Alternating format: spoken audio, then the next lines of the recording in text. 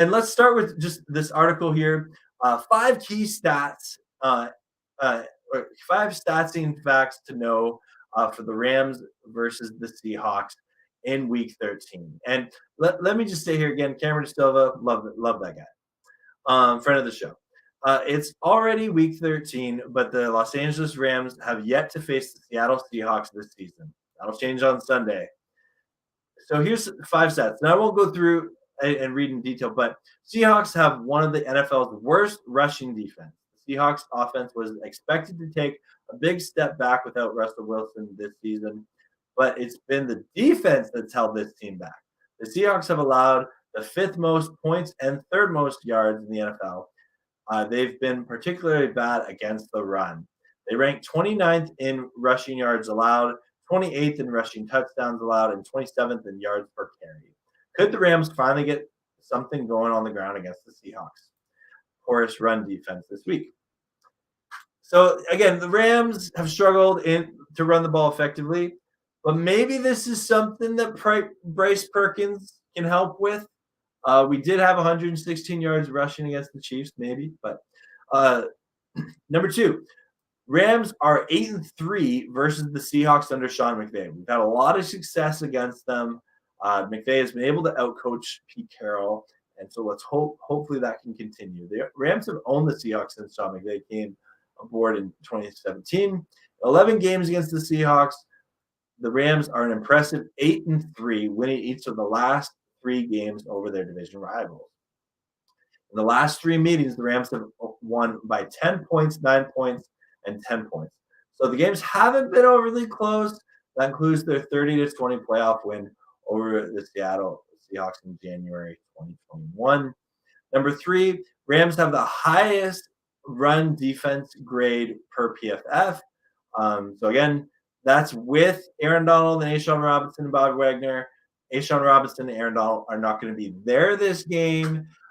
So Bobby Wagner and company, we're hoping you can step up for sure.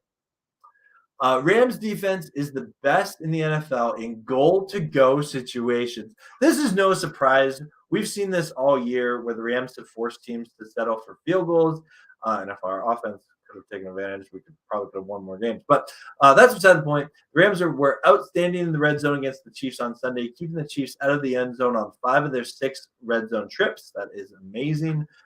They were especially good in goal-to-go situations, which has been the story all year. According to the official game book for the Rams defense has a goal-to-go efficiency of 45%, which ranks first in the NFL. So even when teams get close to the end zone, the Rams are doing a great job of keeping them out.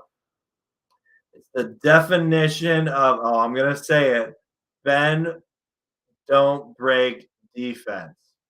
Giving up yards between the 20s, but holding tough in the red zone to force field goals.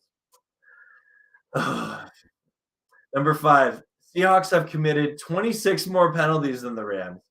The Rams may be lacking talent and production on the season, but they're not short on discipline. They've committed only 48 penalties this year, which is the second fewest total in the NFL. They are a very disciplined team. The Seahawks, on the other hand, on the other end of the spectrum, committing 74 penalties, the 6th most in the NFL. Both teams commit more defensive pass interference penalties than coaches would like, getting flagged 6 times each, tied for 5th most.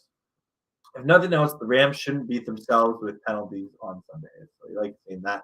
So again, Cameron Silva, great article. And I'll just finish off by saying I do think this game is winnable for the Rams. I know those of you that watch me on the NFC West Network, I did predict the Seahawks to win just because we have so many players out on injury.